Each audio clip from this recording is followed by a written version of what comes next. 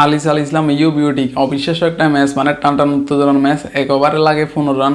সেই ম্যাচ আলিস আল ইসলাম 4 মেরে ম্যাচটাও জিতিয়ে দিল। চিটাগং কিংস অবশেষে ফাইনাল খেলবে বরিশালের সাথে, প্রথম বরিশালের সাথে ফাইনাল ম্যাচ খেলবে চিটাগং কিংয়ের মানে আজকে বাঘের গর্জন কাজ হয় নাই, খুলনা টাইগার্স উড়ে গেল। কিংয়ের মানে কি বলবো, অবিশ্বাস্য একটা ম্যাচ, কি দারুণ ম্যাচ হলো। মানে লাস্ট 1 ওভারে লাগে 15 রান, সেখানে আলিস আল ইসলাম লাস্টে 4টা যদি 1 বলে 4 রান লাগে, সে 4টা যদি না মানতে হতো কী হতো। শরীফুল ইসলাম 4 বলে একটা 4 মারছে, 5 বলে সে আউট হয়ে গেছে। তারপর 1 বলে লাগে 4 রান। এরপরে আলিস আল ইসলাম এর আগে ইঞ্জুরি হয়েছিল, তো সে আবার ব্যাক করছে। এবার ব্যাক করে 1 বলে 4 লাগে, সেটা 4 মেরে উড়াই ম্যাচটা জয় করে নিল। অবিশ্বাস্য দুর্দান্ত, মানে টান উত্তেজনার ম্যাচ হয়েছে। সেই একটা ম্যাচে দুই দলেরই পুরো প্রেসারে ছিল, কে জিতবে কে হারবে মানে বলা যাচ্ছে না। সেই ম্যাচ আলিস আল ইসলাম যদি 4টা না মারতে পারতো, ম্যাচটা হেরে যেত চিটাগং কিংস, খুলনা চলে যেত ফাইনালে। দারুণ এক ম্যাচ হয়েছে, মানে যে দলে জিতুক না কেন, মানে ম্যাচটা আসলে জমে ক্ষীর হয়ে গেছে, অবিশ্বাস্য ম্যাচ।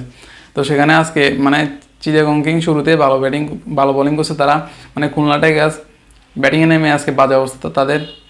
মানে হিটমেয়ার তাদেরকে বাঁচাইছে। হিটমেয়ার মানে লাস্টে 191 স্ট্রাইক রেটে ব্যাটিং করে হোল্ডার সহ তারা জিতের মতো একটা মানে কোনোরকম রান করছে 163।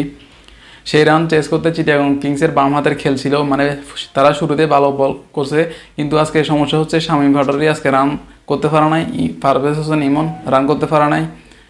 নাফে হাফ সেঞ্চুরি করছে, দুজনে মিলে ভালো পার্টনারশিপ খেলছে নাফে আর হুসাইন।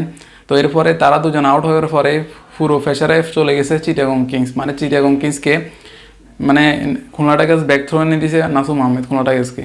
তো ব্যাক থ্রো এনে দেওয়ার পরে টানা 2টা উইকেট পর চলে গেছে, মানে তো এরপরে ওই নাফে আর হোসেন দুজন আউট, পুরো প্রেসারে চলে গেছে চিটাগং কিংস। সেখানে এবার আলিস আল ইসলাম এবং কি আরফাত সানি দুজনে মিলে মানে ম্যাচটা জিতে দিল। কীভাবে জিতালো চিন্তা করেন একবার, মানে আরফাত সানি স্ট্রাইকে ছিল না লাস্ট ওভারটায়।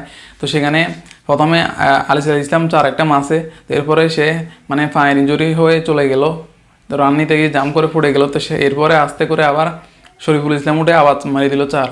তো লাস্ট 1 ওভারে লাগে 4 রান, সেটা মেরে দিল আবার আলিস আল ইসলাম।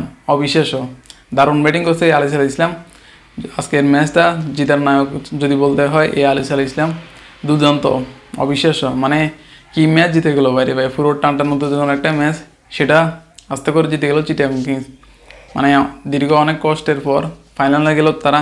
এবার বরিশালকে হারিয়ে দিবে আস্তে করে, বরিশালের জাহাজটা ডুবে দিবে চিটাগং কিংস, এটাই মনে হচ্ছে। তবে আজকে শামীম ভাটোয়ারি আর ইমন যদি রান করতে পারতো, ম্যাচটা এত জটিল এবং এত প্রেসার যেত না। এর আগে তারা ম্যাচটা জয় করে নিত, মানে যেভাবে তারা শুরুতে ব্যাটিং করছে মনে হয়েছিল যেন খুলনা টাইগার্স হারবে, মানে তাদের এরপরে তারা আস্তে করে জিতার একটা স্বপ্ন দেখছিল, কিন্তু সেই স্বপ্ন আর হলো না তাদের, হেরে গেল আস্তে করে। মেহেদী হাসান মিরাজের ব্যাট লাক, সে কিন্তু অনেক চেষ্টা করছে ম্যাচটা জিতানোর, কিন্তু পারা নাই, শেষ ম্যাচ পালো না। আলিস আল ইসলাম ম্যাচ একাই জিতে দিল, অবিশ্বাস্য।